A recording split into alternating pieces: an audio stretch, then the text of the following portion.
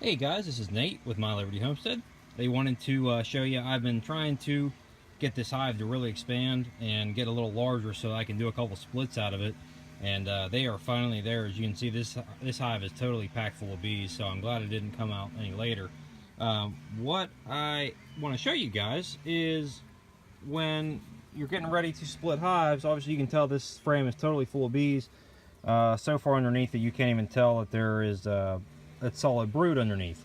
But what I wanted to show you was a queen cup. If I can see if I can, as you can see, there is a queen in there, and they are feeding her well.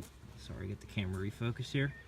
And they are feeding her well, and this hive is going to get put into a split and one of my 5-frame nukes, and we're going to go ahead and make a split out of this. Now, so what you need to know is that on all of these other frames, there's more than likely going to be queens on them as well. So you kind of have to use your best judgment, and there's a lot of factors that come into play as to how many splits should you make. Now, this is just a standard 8-frame hive. Now, some people would only make one split out of this, so they take the main hive and maybe they divide it in half, or maybe they take 5 frames away and put 5 frames into one solid nuke and let them build out. Now, what I've seen in the past and what my experience tells me is that I want to make as many queens as I can, because sometimes you're going to have problems with them being mated. Sometimes they don't make it back. And as many queens as you can make, really, the more redundancy you have as far as queens in your apiary. If you ever have a hive that fails, you have extra queens. And that's really what I'm going to be using my nukes for, not only to grow my apiary, but as backups in case something were to ever happen. So it's just something to keep in mind. So I'm going to go through the rest of this hive, and I'm going to see if I can find any other queen cells. One thing I want to show you is that these bees are testy. Now I'm not sure if you can tell from the video,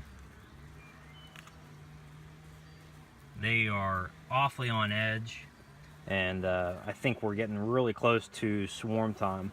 So that's something to keep in mind and keep an eye out for. Obviously, things like this that are uncharacteristic of a hive that is normally very nice and very calm, and they're going to stand all up on end. As you can tell, they're on edge right now, and they're totally lining the top of the frames, and this is uncharacteristic for this hive. So things like that are items to keep an eye out for, especially when you're going into hives that you know and that you've worked at least a few times, and you kind of get a feel for what they are and what they're doing. You can kind of tell these guys are just totally sitting still, or I should say girls are totally sitting still, then they're not moving at all. So this is just something to keep an eye out for.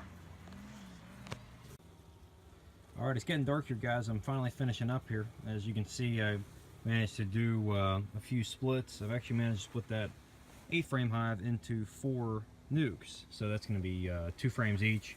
So I'm going to go ahead and dump a few of these nurse bees that are left in here, and go ahead and stick this back and put a couple of them here. I'm just going to go ahead and choose one and put it back in the spot of the foragers in case any of them come back. That shouldn't be much of an issue, but that one will just get a little bit of a boost from all the extra foragers it has. Luckily, doing this at night, most of those should actually be with the bees as of now. So as you can see, they are about 2 frames each. So I think these will take off just fine. The weather's been fairly warm, so I'm not worried about getting chilled brood, especially with these boxes. They seal pretty nice, and there's enough bees in here that I think they'll be able to keep the brood and the hatching queens warm. So as you can see, like I said, ended up doing 2 frames each, so one of these actually has the queen from this hive, so that's fine, that's not a problem. Here in the next couple weeks, I'll be able to know. Actually, at this point, I swapped hives around a couple times, boxes around, and I don't remember which one is the queen. So honestly, for my intent, it's not much of a big deal.